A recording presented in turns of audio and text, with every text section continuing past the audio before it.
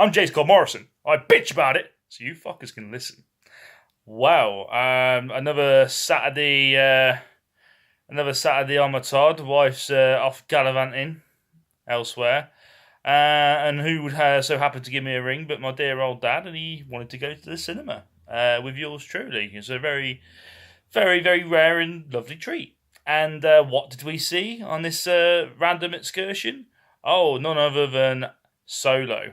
Han Solo, the movie, or a Star Wars story, whatever the fucking major title was. I hadn't heard anything really about this film. I knew it existed. I mean, I'm a relatively a decent Star Wars fan, but at the same time, I don't want to say I'm burnt out because I'm a little more burnt out with Marvel like movies, to tell you the truth. A hell of a lot more burnt out with them. But nevertheless, I've had my fair share of fucking Jedi's, lightsabers, and fucking the Empire and shit. I will just go on record and say that this was the movie that fucking Star Wars needed. It was an absolute breath of fucking fresh air. A movie that absolutely had almost zero, minus one wee little cameo that sort of made me scratch my head a little.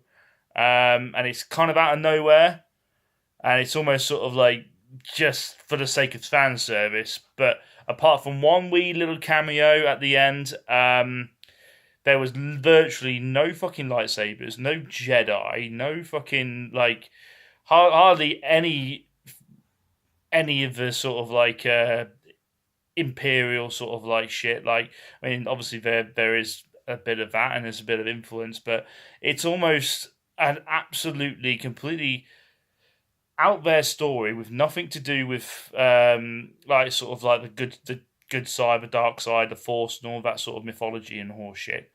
It's literally a self-contained story about Han Solo, obviously, and the Star Wars universe involving fucking criminal syndicates.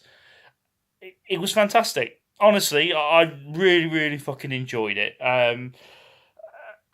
I mean, there's not much more to be said. Yeah, the casting was was brilliant.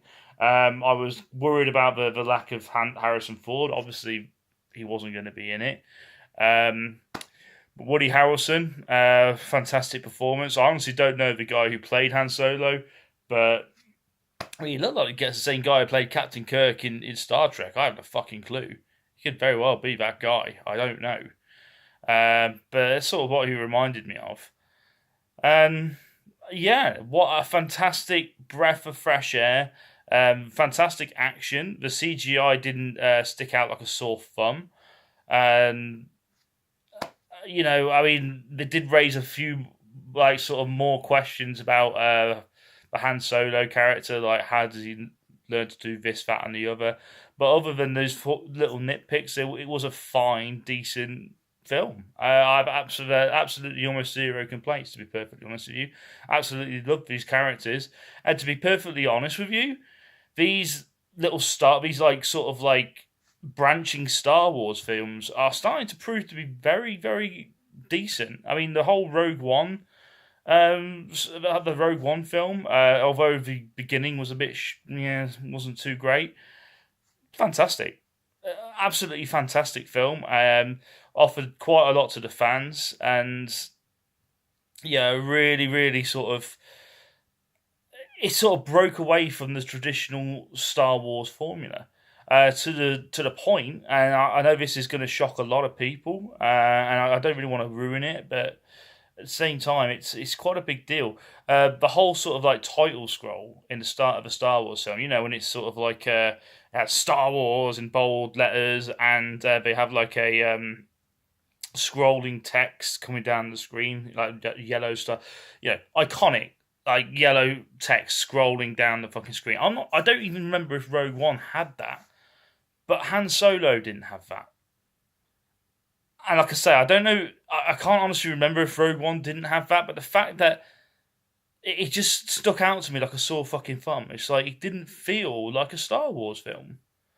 You know, maybe that was the statement it was trying to make. It was trying to branch itself away from the other films and just trying to tell us that this was a self-contained story, and honestly, I fucking loved it. And you know what? If this is a success and people sort of buy into this film, we can see a lot more of this shit. I mean, from what I've seen today of Han Solo, why the fuck can't we have a self-contained movie about, I don't know, Boba Fett? Okay, I know the fucking reason, because he's fucking like slowly being digested in a fucking Zarlak's belly. But you know what? The fucking the books in the continued universe had him escape. I'm sure, like, sort of casual fans didn't know that, but he has escaped the Zarlak in the books. Why couldn't? Why can't he do? Why can't he do that? You know, in a sort of self-contained movie, and maybe have some flashbacks to his past and have him. You know, I don't know. But my point is, if this may very well open quite a few doors to other sort of characters and other possibilities. And again, it's so refreshing just to get away from the whole fucking Jedi and Sith horse shit, to be honest with you. I don't want to say horse shit, I know, but it's just, you've got the entire galaxy, entire universe, different cultures, different religions. You know, surely it's not all about Jedis and Siths. Yeah, there has to be more than that, surely. And Han Solo sort of showed that. You had different crime syndicates, different bad guys, different sort of victims, different cultures. And yes, you had the Imperial sort of baddies, sort of in the background, and they were definitely a presence. But it was just so cool, just having this nice, refreshing, but familiar sort of experience. And yeah, I honestly, I'm getting the fucking Blu-ray. I mean, I don't have the full fucking collection of Star Wars films, because I'm no fucking way am I buying fucking episode 1 or 2 on a fucking Blu-ray. There's no fucking hope in hell I'll ever fucking do that. It's an absolute waste of fucking money. I would rather buy fucking Sex and the City on Blu-ray. At least you get, I don't know, some titties and some decent dresses, perhaps. I don't know. But you could laugh at Sex and the City. Episode 2, there's fuck all happening. It's just dull as fuck. It's terrible acting and terrible fucking everything. But yeah, I digress. I mean, the fact is, I'm not the biggest Star Wars fan, but at the same time, I can get into a Star Wars thing. I can get excited. Choreography is fantastic. The universe is fantastic. The music is fantastic. And this was all the good sort of qualities that a Star Wars film can sort of bring.